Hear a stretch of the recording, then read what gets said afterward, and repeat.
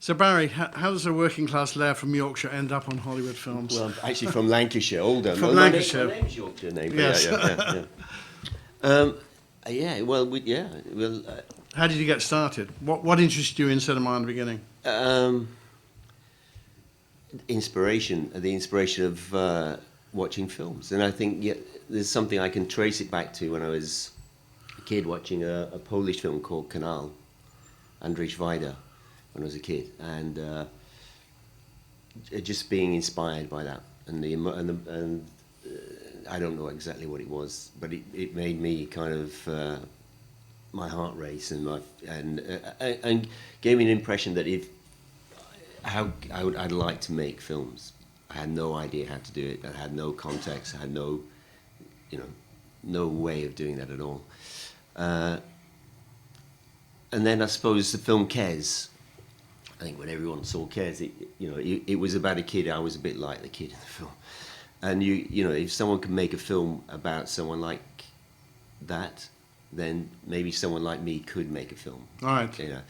And you went to art school originally. Yeah. My talents to study sculpture, I think. Yeah. My talents were. Well, I went to study, and I learned life.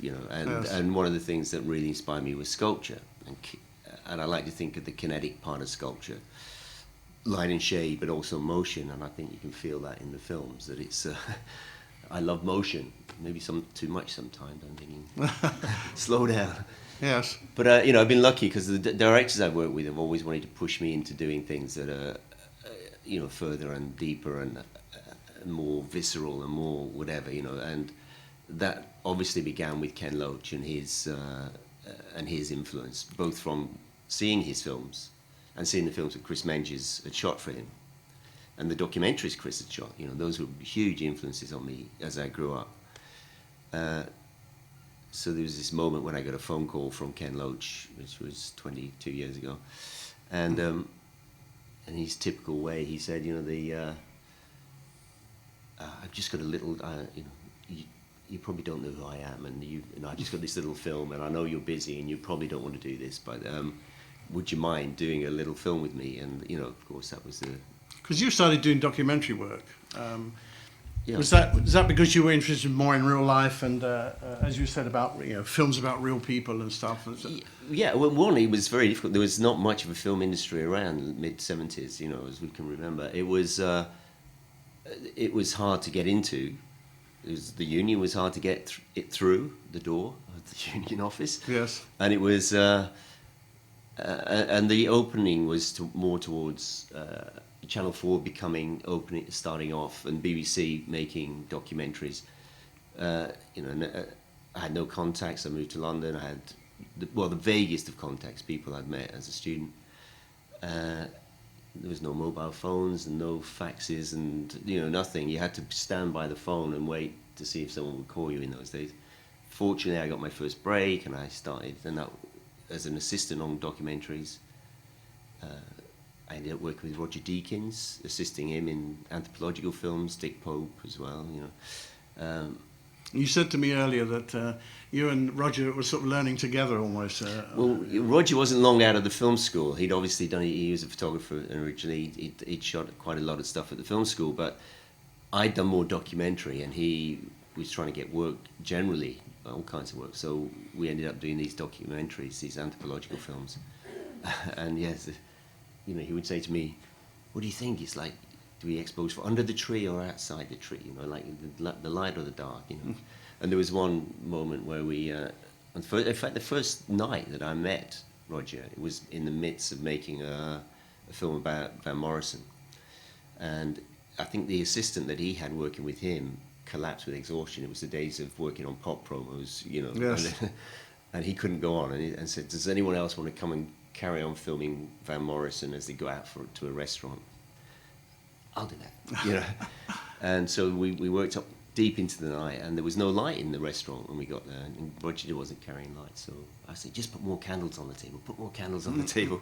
And I went and gathered all the candles we could in the restaurant, and we put them on the table and carried on shooting, And did that get you an introduction to Ken Loach because your documentary work? Or? Well, I think I'm never quite, still today, not quite sure what it was, the link, but the work I'd done has tended towards a political nature anyway. I have a political background, nature, in my, in my humanist feelings, let's put it that way. And similar to Ken's, but not exactly the same. And he recognised that. He recognised the approach in my work, I suppose, in a documentary, and I think a little recommendation from Chris Menges helped. Right. So, but he tests you out as he tests out his actors, or he tests out everybody in the film, and he wanted in some way a blank sheet. This isn't being so rude. It's like he likes to start with something that isn't imprinted with too many ideas. So I fitted the bill, basically. And he has a more of a documentary approach to what he does anyway, doesn't he? Yeah. Well, yes, it is Would you say that? Yeah, it is a documentary approach, but it's very grounded in cinema, in film, and I always saw documentaries as film. I never distinguished if I was working on a Channel 4 documentary. I didn't say, this isn't film, and I still today don't say that. It's telling stories and making stories, and I think I've tried to bring the documentary into Ken's work and then into the work I do right up to Absolutely, this, yeah. And I like to feel surprised myself when I'm filming, as if it was the first time, it's the only time, and that each frame is as important as the last, and should be the frame that will make the film work, Right. So, Yeah. I've always felt that energy and emergency. Does Ken have I mean, with documentaries, having shot documentaries myself, and many people in this room probably have, but you're often faced with everything as it is, the light as it is and everything. Working with Ken, though, there was a slight difference to that, I think. Yeah, I mean, and by the time I was more experienced in the documentary, I stopped taking lights around, and learnt the tricks of lighting, which when I try and explain it, if I teach or something like that, is just to say it's the relative position of light, the subject, and the camera. And in a documentary, what you can do is alter the position of the camera more than you can alter the light or the. Right. So you find what is beautiful and the right position and the right angle, and that gave me my inspiration for lighting. That fitted absolutely into Ken Loach's philosophy. He likes not to interfere in the light, but to make it feel real. But of course, if you're going to work on a scene that takes a day or more, then you have to take some control over that, as we all know. Yes. And it isn't a documentary, and it isn't available light. Yeah. It's the right light for the scene, I think. Does he allow you to Does he allow you to stage the actors to suit your light, or suit his story? The actors are just given the space. I mean, the secret is in Ken's film is to give as much space to the actors. As you see, it carries on into here, and not to start directing the actors. That would be. I learned that very quickly. Yes. He has a script, though, presumably. He has words. We have a full script. He doesn't necessarily give it to the actors, and he keeps parts of the script away from them until the moment that it's necessary. Relevant, yeah. And the key to that is to shoot in sequence. So the principles are to shoot completely in sequence, to keep the secrets to yourself, and to keep an open mind about what's happening. And then, from my point of view, it's to give all the space to the actors, the room that they're in or whatever. We will often find the camera will be in the closet or through a doorway in the corner of the room, always facing towards the light. And back to where it was if you were a documentary filmmaker observing a piece of real life, leaning against the door frame, with the camera in your hand, letting the backlight come in from the window, and and wrap around the faces and make and try and play with the exposure to make that the kind of tool that you use. So. And he likes to use one camera, is that right? Does he run two cameras at all? We occasionally, with Ken, you'd run two cameras. It's usually if there's a fight scene or a long dialogue scene.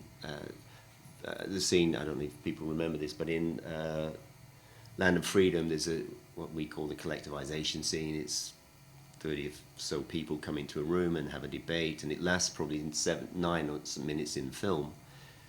We shot that over a day and a half, around 35,000 feet of film, 2 cameras.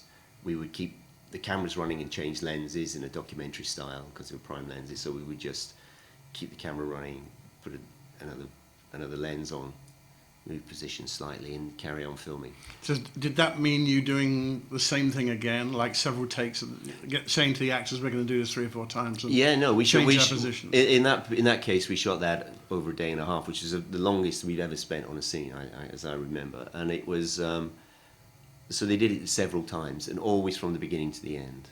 Right. And in fact, it was longer than a magazine of film. So we shot kind of the first 2/3. And then we kind of started to drop the beginning and get to the last 2/3, but big overlaps, huge overlaps of stuff. And then we started to overlap the magazines and like keep changing, keep the action happening, and adding, reloading magazines, Right. staggering cameras, until we got through the whole thing. How did you get to work with Paul Greengrass? Again, you don't know me, but you Yes. one of those phone calls, Right. which you all look forward to, and.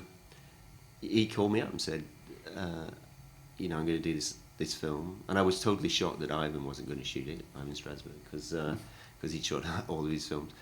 He said it wasn't the Ken Loach films that I'd shot that influenced him. It was more, I'd done some work with Dominic Savage, the small BBC type films, films I really liked personally, because I think there was a lot more of my personality than there is in the Ken Loach films. Yes. And he recognised that.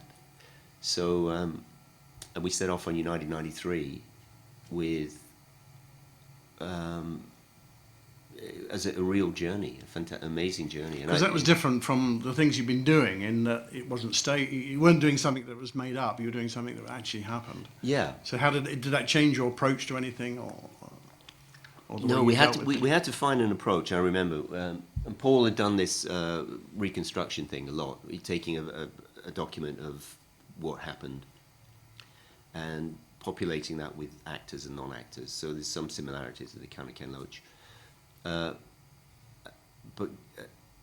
building it. And that what I realised that it was as an event, it happened over. Take away the initial kind of getting to the airport and stuff.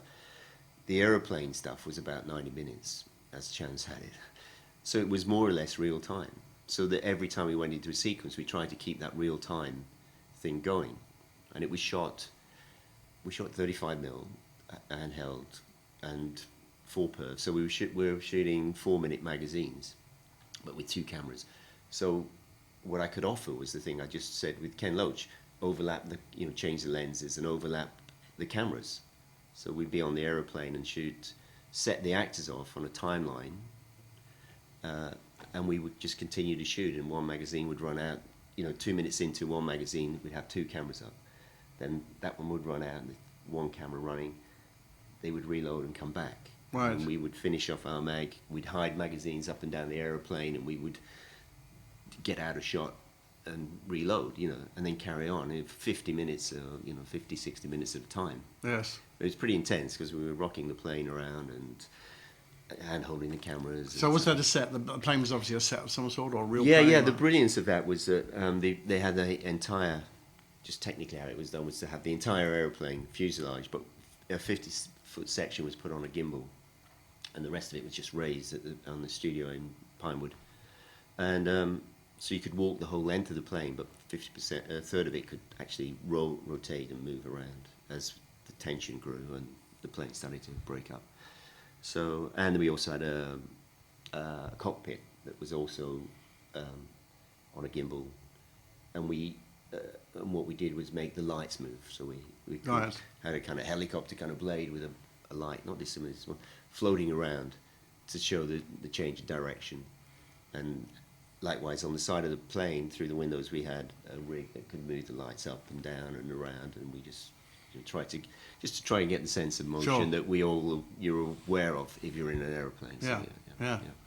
Did it affect you emotionally at all? Or were you able to keep detached while you shot? No. It was really powerful. The people performing the action on the plane and in the air traffic control were very moved by the whole process, and that does affect you. There's times on Ken Loach's films where you've created a situation, debt collector coming round to collect the money, or two sisters arguing with each other in Bread and Roses and My Name is Joe. You know, actually the emotion that you're generating inside a room is as tangible as real life. Yes. As the documentaries, the worst parts of the documentaries you did. So you could, you know, the brilliance is for film directors to get actors, performers to have that depth of emotion, and it not be an artifice. It was actually happening to these people. You know, grown men on that aeroplane, as they finished, they would get off the plane, and you'd sometimes see them at the back of the studio in tears. Yeah. It had moved them, the whole process. And I think a lot of the actors were given like the whole story of each of their characters and their background. Yeah, they'd researched their own characters, Yeah. and they knew, you know, they were feeling it. They were really feeling it. And likewise, when we went into the air traffic control scenes, like the military one, there's a guy who gives a lot of information to. It's an actor who plays the key military person in that, but he's being fed information by people who were there on the day. A guy called Foxy. Hey, Foxy, tell me what's happening. Yeah. And this girl, Shuna, his wife, Foxy's wife, she's a civilian who works in the air traffic control. And she has what I think is the most emotional moment in that film, which no one could have planned, is when on the screens in front of them, the planes hit the Twin Towers, and she just went, Yeah. and it really, and I can, you know, Yeah. and the camera just caught that moment, and it wasn't planned. Yeah. And we shot it, and then we did a couple of takes, so there's 2 shots of it. And the camera has to get there just not, if you get there too soon, it's, you give away that moment. Yes. If you get there too late, you've missed that moment. Yes. And I think both times the camera just boom, Yeah. landed on it, and it was, you know, then you feel, you know, from behind the camera you feel that. Yeah. You know, so, and then you watch it in the finished film, and it just really rocks you. You know, Yeah, it's a terrific movie, and yeah. you were nominated for that with BAFTA. And, Yeah. It was great. I think it's a masterpiece from Paul's point of view. Yeah. I think we worked very hard and did a great job, but he finally cut that film into the most economical film. Nothing's wasted. Yes. Does he shoot a lot of footage? Does he shoot more than he needs, or does he know exactly? I thought we all did. I've got to say, I mean, one of the traits of the style I do is we shoot too much film, but that's. Well, it's never too much. It can't be too much, no. But Paul can shoot a huge amount of film. Yeah, Yes. Yeah. On Green Zone, you know, I wanted to say 1.7 million feet, I think it was. Or does he sort of build it in the cutting room? Do you think? Or And then the cutting room is totally important to him. Yeah, Yes. yeah. And he has a great editor, Chris Rouse, who you know, constructs in that American way as well. Which I'm going to say that, you know, editorially they give it this energy. The sound is worked into this beautiful thing. You know. Yes. Yeah, and you know it's the finishing of the film that makes it what Right. it is. But I think what we do is create that energy that can be passed on. Oh, absolutely. Yeah, Absolutely. So after in 1993, you went back to Cannes with Wind That Shakes the Barley, which for me was a slightly different looking Ken Loach film. Now, was that a definite decision from both of you to do that? Yeah, absolutely. It's interesting because Wind That Shakes the Barley was even when I first met Ken, he was talking about the Irish film. So it's like 15 years before that. Right. He was talking about doing this film about Ireland. And his long-time collaborator, writer, Jim Allen, had written several drafts of it, but he died, and the film never got to be made. So he set off again with Paul Averty, and so they had this immaculate kind of script that in Ken's, you know, the film he wanted to make. So it had to have a special thing. And we'd done a couple of period films, which are almost like rehearsals, Land of Freedom in a sense. But Wind That Shakes the Barley was going to be set in this beautiful place, and you know, we had a lot of good luck. We had mist and rolling, you know, beautiful locations, you know, and a great story. And I think, you know, I was mature enough to know how to create things within Ken's world, because he still didn't like you to bring a light into a room or Right. or even, you know, but by then I'd learned to hide lights inside the set in little, you know, put cleaner flows in drain pipes and cut the drain pipes away and just hide that just down there. So Yeah. and I could then just alter that light a little, you know. So, and he allowed me to do those things. I think it was a kind of unspoken. This one has to look good, you know. I think it's the best looking of Ken Loach's Yeah, films. I agree. Yes, and I think you won the British Independent Film Award for that. Yeah.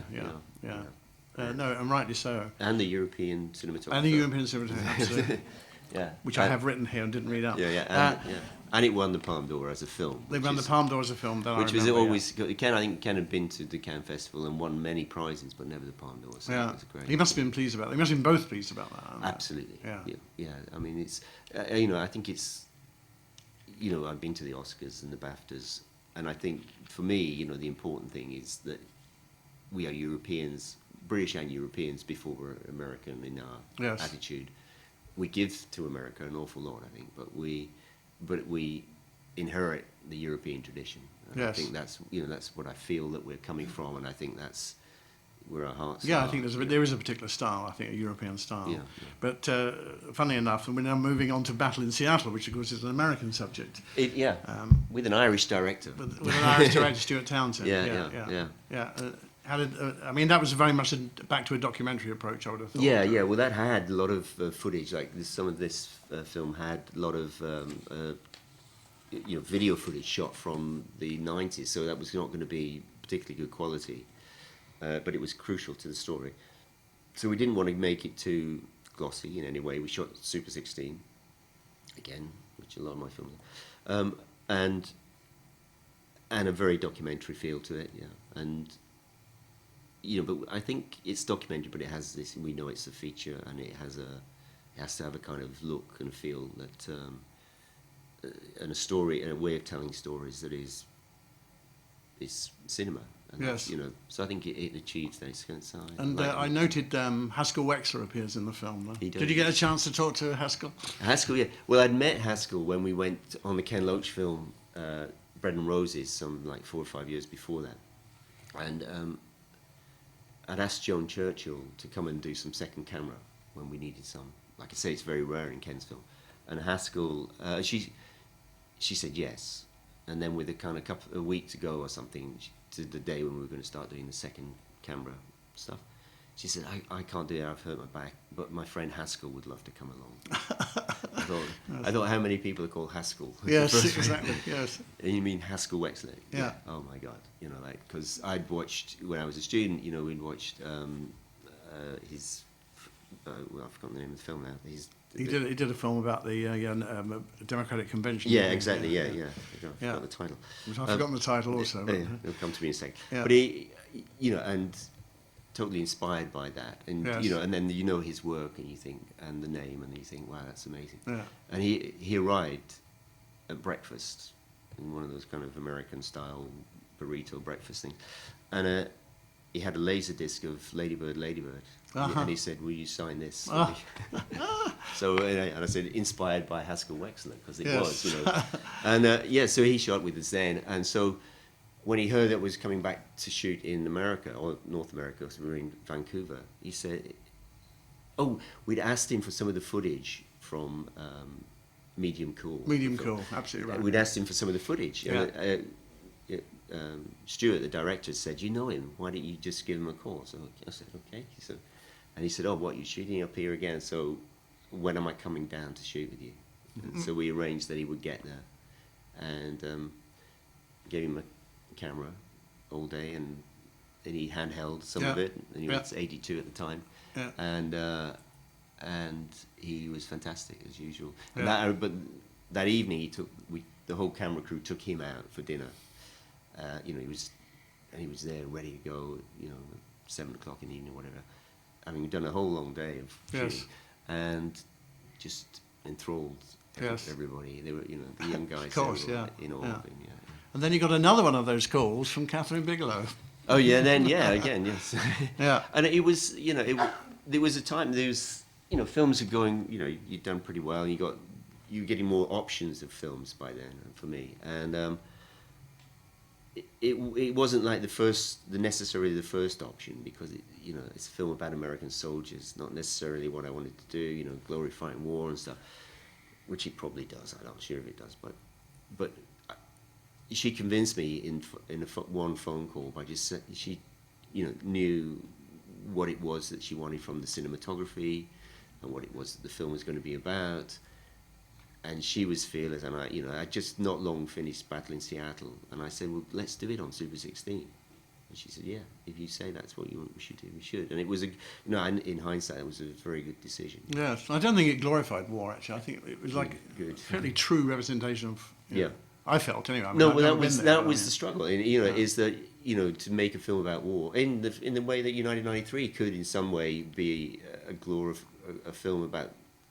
It's a defeat for America. It was a glorious thing for them to do. Yeah. But you have to understand that everybody involved in war and peace have a reason and a point of view. And Have I think agendas. Have agendas, and and that's what I was struggling to do. And I think one of the things that I brought from the documentary is the camera should be empathetic towards the characters, whoever you are. Yes. And in that way, you can use it as a tool that I've made films against fascism with Think Broomfield documentaries, and it's a weapon against them. And other times, it's about glorifying humanity, and it's a wonderful tool for looking into the eyes of other human beings and understanding other cultures. Right. So, yeah. You didn't meet Catherine before she gave you the job. In fact, I don't think. Did you? Did you speak to her on the phone? Or? We had 3 or 4 phone conversations, and then when I went out to Jordan to join her, and we started filming.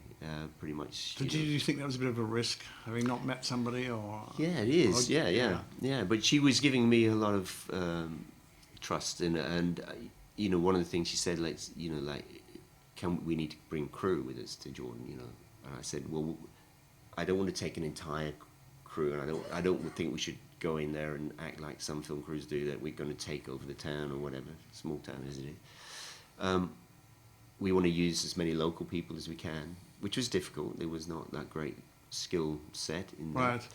But we, and I wanted to use Ray Beckett, who I'd worked with in documentaries and on Ken Loach films. And did this film as well. And did this film, yeah. And he, won the Oscar for Hurt Locker. Yeah.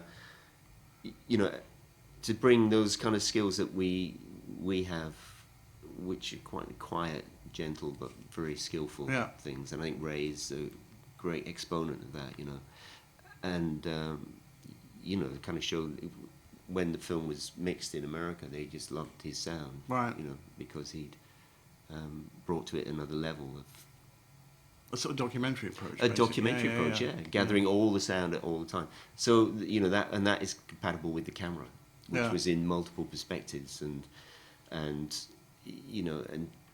deeply into the story, and created a bit of a stare in America. The journalists thought this was some level of verisimilitude. Yeah, that's right. Yeah. And that. So I'm quite proud of that fact. Yeah. I remember when I was working in documentaries, sorry to divert here, but I remember a producer said to me, as long as it's sharp and I can hear it, I'm happy. Yes. It can be too bright or too dark, but as long as it's sharp and I can hear it. Yeah, a lot of and my sound, shots you are not learn very about, sharp. in documentaries you learn about sound and how important that is. Now, how many cameras was that, more or less all the time? You had, was it 3 or 2? Just on Hurt Locker? Yeah. Well, it started off as 2, but Catherine being one of those directors who wanted more all the time, yes.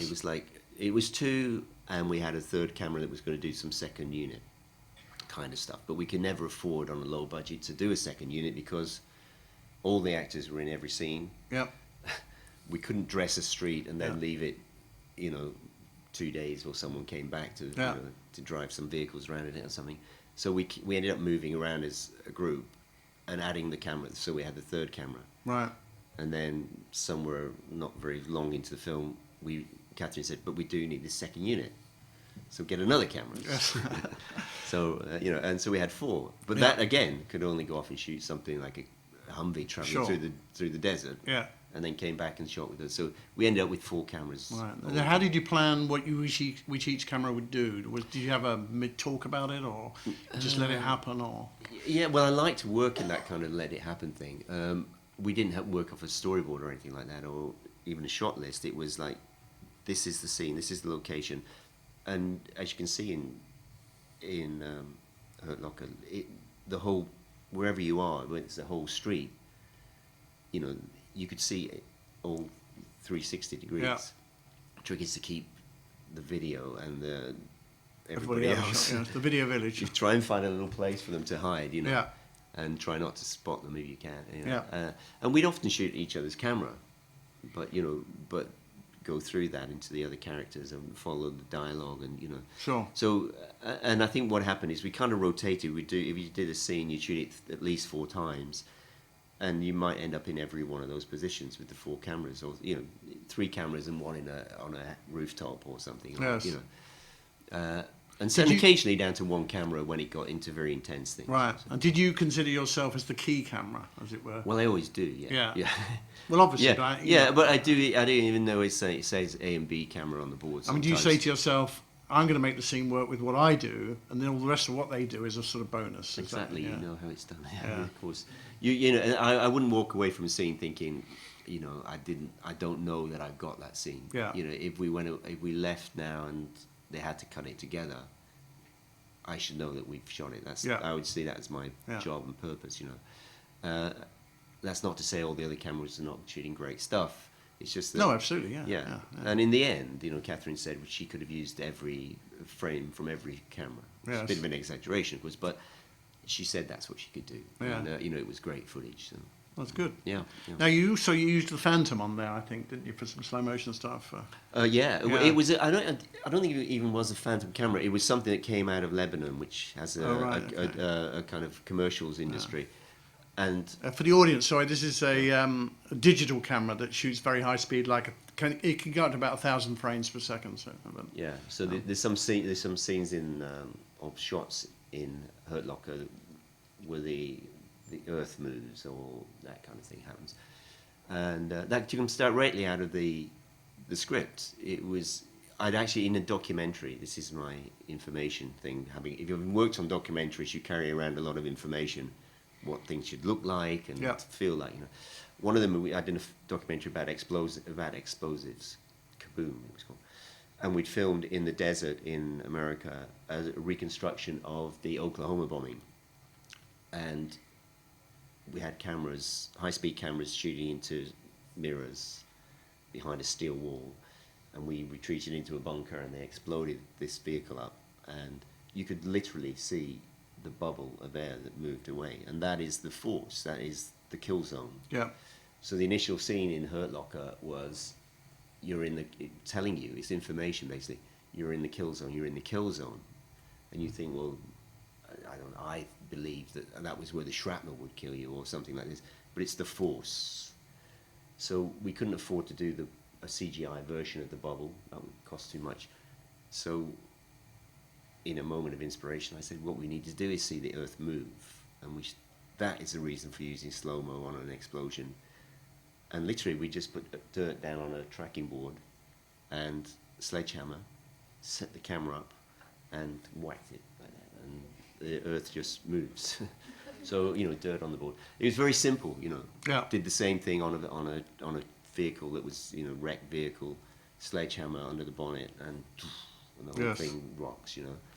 And dropping those shots into what it was otherwise a very kind of realistic thing, I think just helps to lift the film into a slightly different plane, and I think that probably helped the film to get recognised, and you know, something very simple like that. But it came out of a truth, I like to think, and it came out of the script. It was absolutely written in the script. You know, so. Yeah. And you did one other film with Ken, which was Looking for Eric, which had a slightly sort of fantasy element. Yeah. It was it was the last one I'd done with Ken. For various reasons, I haven't worked with him since, but it was. It had a certain kind of magic realism, which was a bit of a diversion for Ken as well. But he embraced it because what had happened is Eric Cantona, footballer, had written to Ken some years before saying he just wanted to be in a Ken Loach film. And he had some kind of suggestions of what that might be, you know, about a footballer, you know, obviously. And then it went quiet, and then Ken got back in touch with him eventually and said, you know, let's work on a story. So they took an idea and they worked it up together, and yeah, it has this magic element to it. Yes. You know. Now the Green Zone, back with Paul Greengrass, they were both set in Iraq, weren't they? So did you? Although they were shot in two different places. One was, I think, Morocco. Jordan was, Morocco was the other one. Did you try and do a different approach to Green Zone, or Yeah, well, in a way, it's just for just to make it easy, different for yourself? Yeah, yeah, exactly. Well, I mean, and different directors and different approaches. Yeah, Paul, and the fact that we had Matt Damon and who was very involved in writing the script as we were, because it was kind of being evolved as we went along, which is in some ways what kind of slowed us down in making the film. It took a bit too long to make it, but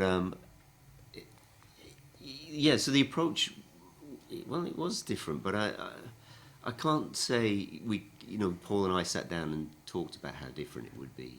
I very rarely get to talk with the director. Actually, I don't know how you feel when you have those moments where you get, hey, I've got a good idea, or just look at this. I like directors who leave me alone. I think, I'm sure. But at the same time, you want someone to go like, just look at this film, or look at this clip from this film. Oh, exactly that. Or here's a photograph. Yeah. Doesn't that kind of suggest you have what all we're that doing? in pre-production, I think. Then when you're shooting, I just prefer them to do their bit, and I'll do my bit, and hopefully we're meeting in the middle. Exactly, and the less communication you have to have, yeah, the smoother the film will be. Yeah, and so Paul's very much like that too. Yeah, he makes a few suggestions and he lets you get on with it, and then directs you into the places that he wants you to be going. But he does that in a very subtle way. Have any of your directors ever told you what light they want? Have they ever said to you, I want it lit like this? Only Chris Menges. Because I did shoot a film with Chris Menges, yes. And and it wasn't, it was... Did you mind that, or did you? Yeah. No, I didn't mind Chris telling me, obviously, because obviously I was there to learn, Yes. But at the same time, it didn't make for the smoothest of filmmaking, because sometimes I think Chris, he's not here tonight, would say... He's not here, you're okay. No, Chris, I've said this to him, but he wouldn't leave his... He left actors alone to think more of lighting at times, Yeah. And I got into it in a very... It wasn't the happiest of films for me, I just, but that's a long story. Do you think that... We shouldn't be criticising Chris No, here, definitely not criticising Chris Menges, no. But so now, another phone call. Your phones are really good, well, isn't it? Maybe I can move into your house. Is Ralph Fiennes called you? Yeah. Excellent, yeah. Yeah, exactly. Presumably he'd seen Hurt Locker or something? He was in Hurt Locker, so... That's what he was. Yeah, so but we never met. He came out to do this scene in the desert in Hurt Locker, and we started shooting.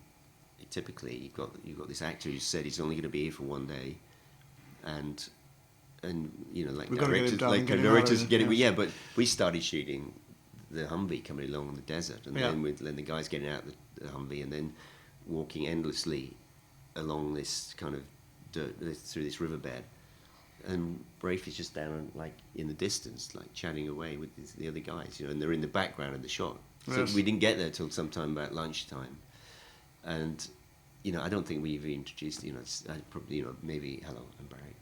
Yes, that's morning stuff. Can you stand there, please? Yeah, and then straight back to the cameras again. Because you're trying to get these 3 or 4 cameras doing something that's.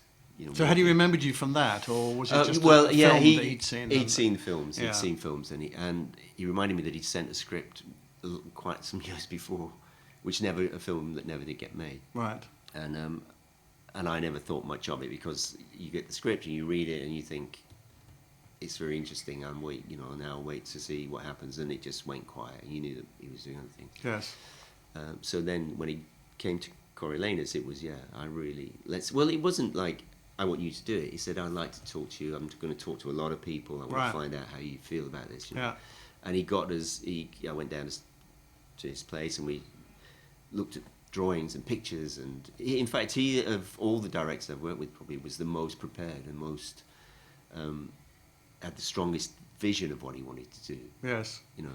And that incorporated that look, the very visceral thing, the handheld thing, but also some very classical and beautiful stuff, and the sequence towards it with Vanessa in the family, where at the end, towards the end of the film, the big scene where they're all always kneeling to each Yeah. other.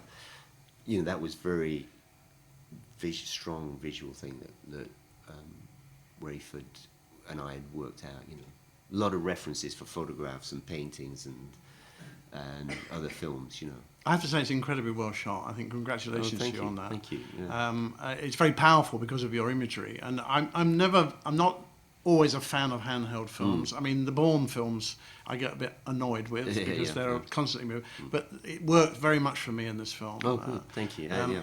Did you have any apprehensions about the leading actor being the director also? Well, I mean, no, I terms mean, of, because you know- Rafe will ease your. If you just talk to him for an hour and a half, you know that he's got this energy, and Yes. you know, and you know, we had several kind of Saturday afternoons was his favourite because I don't know why he like. Do you want to come over and we'll talk again? You know, and it was a year in preparation before we got to this point. So and everything fell into place. You know, there was space and time to do it, and because he had a very particular time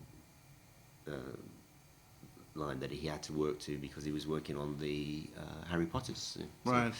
So it had to fit into that, and everything came together really well. We moved the location to Serbia, partly for financial reasons, but because the locations were different and unusual, and I think interesting.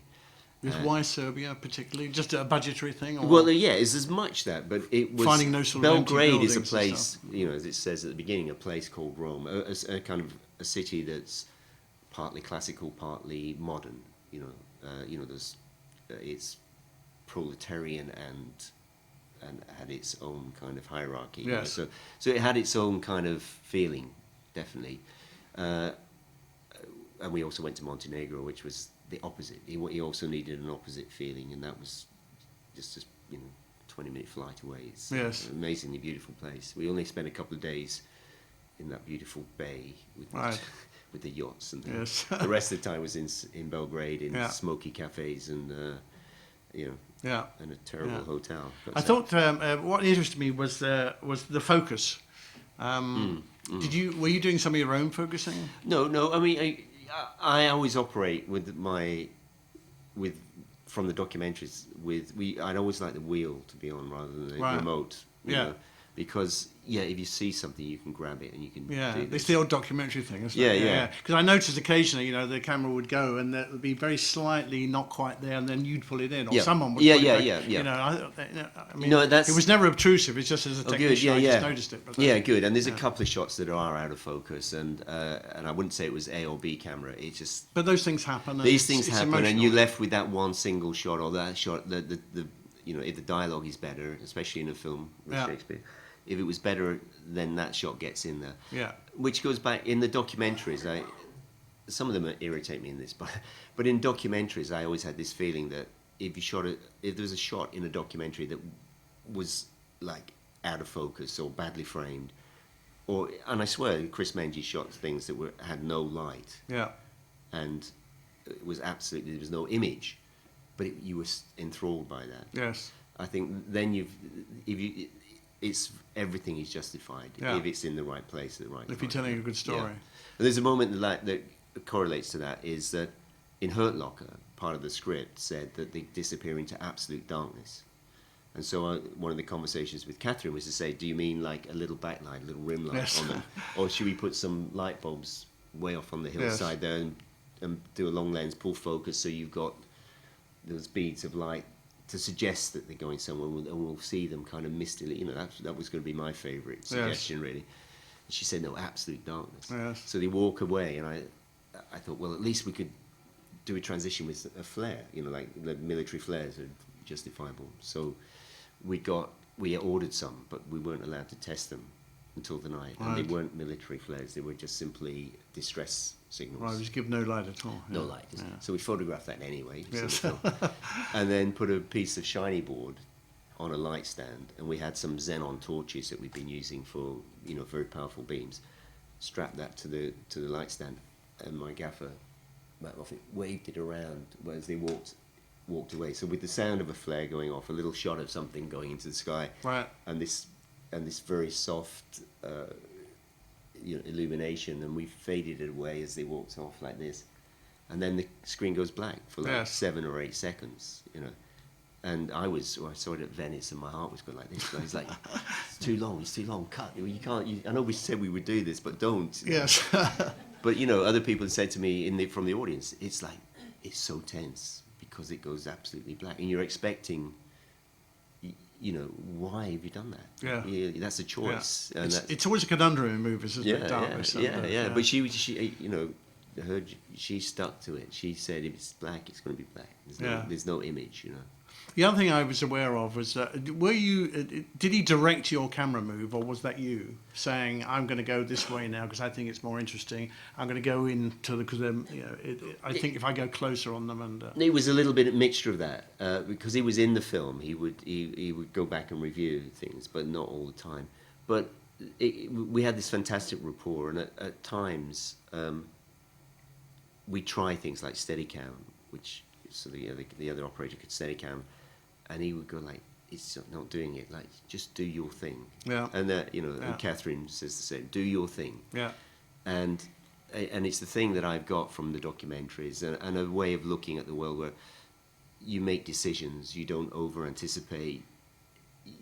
You know, and that's it. Actually the day when the sequence where they come through the Great Hall and through the and he screams at them and he runs out onto this. Outside the Parliament building, and it was a real kind of dance. It was like everyone going around, you know, and that was a good example of like just pick up the camera and follow, you know. And you could see he was struggling to find each line of dialogue, and I find it very hard to follow dialogue anyway. And the Shakespeare wasn't particularly easy to follow, although I now I understand it. You know. Yes. In fact, it makes so much sense. You know, I think it's only the second time I've seen the film, but it makes a lot of sense to me. Yeah, very good print, I thought, tonight. Oh yeah, good. Yeah, looked thanks terrific. Thanks to everyone for getting that. So, anybody like to ask Barry a question while he's here?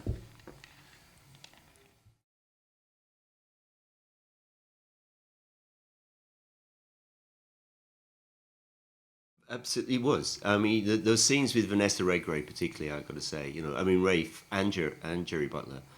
But that's the scene, the sugar factory, we called it, because that's what it was. It was the big kind of weird open factory space.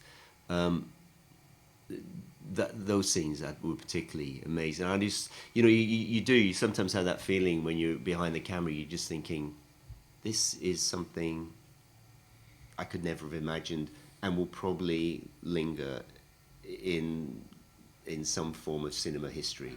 You know, I had that feeling once in maybe the second or third film I did with Ken. I thought, now I've actually shot a scene that will be remembered in 20 years on, and it is 20 years on now, and people can remember it. You know? So you know that's it's always been the aim, and those were moments like that. And you're right, they were it's such powerful dialogue, and it's such intense. You know, and I love the choice of lenses on that, where we've foreshortened. Everyone looks beautiful. You know, it looks like it's happening in a single light in a single period of time. Yeah. But of course, as we all know, you know, it had an open roof more or less, and the sun was in and out and bouncing off walls, and there was red colours coming off the brickwork, and then, you know, we put up a balloon. We had a balloon in there throughout, so that we could take some control over it. Right. And the end of the scene is at night, but still trying to be in the same, you know, light. Yeah, well, it doesn't It's what we all do. Yeah. But it's a big space for us to do that in a very simple way, you know, and keep the cameras looking in across shooting and looking in different directions, you know. Right. So I'm very pleased with that. Yeah, no, it looked great. The gentleman over here had a question.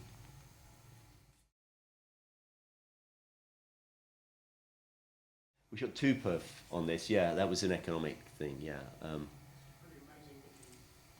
Oh right, yeah, it is a really good print. Yeah. I mean, there's points where it's underexposed and the grain is there, but you know, I'd like to think that helps sometimes. Sometimes it jars a little bit. It was never obtrusive. I mean, I only noticed it on like 2 or 3 shots. That's all. Yeah, well, I keep saying to myself, I won't do that again. I'll make sure there's enough light. But you know, when the performance is good and you're following it, you think, I'm going to keep going. You know? Oh, good. Yeah. And fantastic cameras, I've got to say. Very nice, beautiful, quiet. And now, did the BBC presumably they're going to screen it on TV? I don't know. It's released firstly. Because that's normally part of their contract, isn't it? It probably is. Yeah. Because they put money into it. But they don't have the full frame, so they. What will they do? Do you know? I mean. You probably don't know. But, I don't know. I hadn't thought of it. No one's actually mentioned that yet, because the first route is for it to go London Film Festival next month, and then it's on release in December, I think. And the Weinstein Company are pushing it, so who knows what happens next? You know. And they weren't involved, were they? No. They saw it when it was screened at Berlin, and then, you know, it's quite a safe bet in that you've got Ray Fiennes who'll be promoting it. Yeah. And Vanessa. I mean, there were 25 producers listed on that film, so that's obviously. Yeah, well, that's common to me, isn't it? To see a lot of producers. Yeah. Another question, yes, Billy.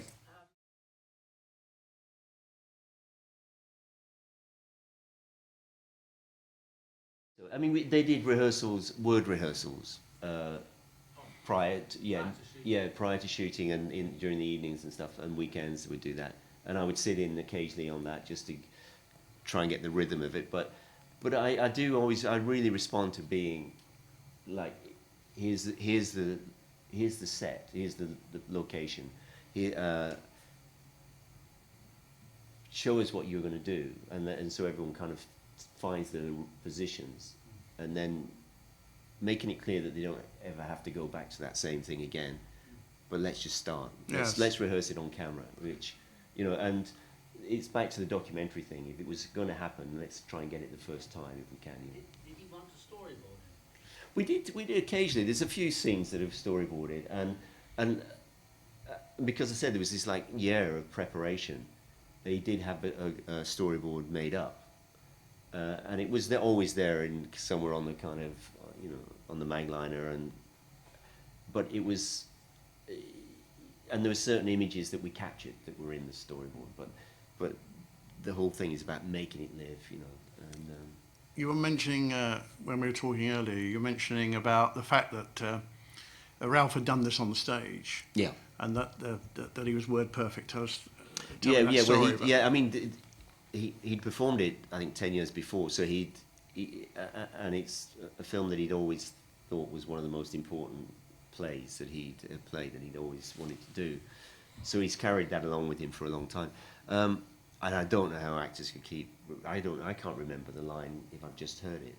You know, I'll say, you know, when they say that thing about this, instead of saying the line, you know, I can't remember it. Yes, for some reason. The script. Yeah, and even then, it's like, I can't remember what's gone on. I just know that what we captured and what we didn't capture in each shot. You know.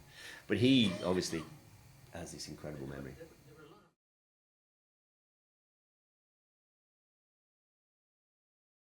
Yes, but I think once you start to put one or two of those in the film, then you either decide that it's too much, or you're going to make that part of the story. You know, and often I'll find it's the second camera, because I'm under Ken Loach's discipline. It's like that is the close-up, you know, but occasionally you find the other operator's gone in and done that. You think, oh, that's good. I think I'll have one of those as well. You know, so, you know, if it's right and it seems right for the story. I mean, that's the point. Obviously, I think, you know, there are things that are too big, but there's a shot in Hurt Locker with a fly on. There's a sniper in the scene, and the shot of the fly climbing across his eye here. You know. And people asked, journalists said, how did you get the fly to be? We didn't get the fly to land there. We shot it when it happened, you know. And the reason it was this big, I remember that shot, is because there was one camera looking down the barrel of the gun. The other one was a profile, like just off center, big close up. There was another camera, probably more profile-y, and I just said to the fourth camera, like, you just better get on that side, because there's nowhere else to put anything else. You know, we can't put the three cameras in here. Get on that side and see if you can find something, and stay out of the other shots. You know, and then in the film, he's got this. All he's got is a shot of the eye, and it's beautiful. You know? But I like chance to come into it. But you know, that's when it works. You know, it was good. But yeah, I'm not. I mean, I prefer just to walk into a room and start shooting it if I could. I think. You prefer to operate, don't you? All And the I time? always operate. Yeah. It's that I just. I was talking last night to some people about the Ken Loach films, and it's the moment of peace for me. You know, about all the chaos and and the preparation and the talk and all that kind of stuff, and getting ready, and it's just that. But when I think we all feel that once you go and action and you're behind the camera and all that chaos. Do you ever that thing where you like you're driving along the street and you see a film unit just down the street, and you look, there's lights on the roof and there's daylight and there's people there and there's windbags up and people walking around, eating and talking and chatting and sitting around. And if you push your way through it all, you'd find somewhere near the camera it gets a little bit more intense, a little, you know. And then if you look through the viewfinder, you realise that they're shooting a big close up, you know. But that's the moment. That's what it's all about. And I think we're the lucky ones who get to be finally put your eye down onto that camera, or just see the monitor, or to be there and see that performance and see that great thing, you know, Vanessa Redgrave's eyes and the steely blue eyes, you know. You know, and see it over and over again and see it for real, you know. It's a beautiful thing, really. Well, do you have any feelings about the digital revolution? Digitally, I mean, I'm not against it. I know that we keep going back to shooting on film. I've just done an HBO pilot in LA, and of course the producers come up and say we must do this one on digital. The director Greg Mottola was going like, I'm sick of digital. I shot my last film on it. Let's do film, you know, and then they come up with figures saying if we shoot 35, it's going to cost us so much more, and we just sit in the office and chat, or just chat about films, and then realised that the films I liked, the films that I'd shot, and the films I liked, were shot on Super 16 a lot of them. And so at the weekend, Scott Rudin and Aaron Sorkin, who wrote it, all agreed that let's shoot it on Super 16. That's a great idea. So we shot an HBO pilot for a series on Super 16. That's great. I don't think it's the first time it's been done, but it's. You know, what I'm saying is the technology. Yeah. Well, there was an issue, I think, in the early days with them putting 16mm into video. The way in Britain, because we had 50 cycle mains, we were able to do a flying spot machine that could scan the print, and because America was 60 cycles, it couldn't run at 24 frames and do a flying spot on 16mm. That's why everything had to be 35. But now they've got over that thing. Oh right, okay. So that but it's. I think digital is great. I'm not so keen on 3D. I've said I wasn't going to ask you that. I've said it again. I've said it before. No, but I've said it before. I say it again. I never had any trouble disappearing inside the film. If I sit in the seat and I look at the screen, and it's a great film, I've never not been drawn into the story, and I don't kind of see why the story should come and sit on your lap with you. You know, and it's. But that's not to say it's not. You know, a fantastic tool and can be done. It's just that my approach, I couldn't carry those two cameras around in the same way and use the lens in the same way and grab the focus in the same way. So it wouldn't really suit me. I don't think. That's all I can say. On that note, Barry, thank you very much for coming in this evening. Great thank pleasure. you for a terrific film, which I think is beautifully shot, and I hope it makes a lot of money. For someone. And another award, no doubt, and another phone call. One more phone call from somewhere else. So, Barry, thank you very much indeed.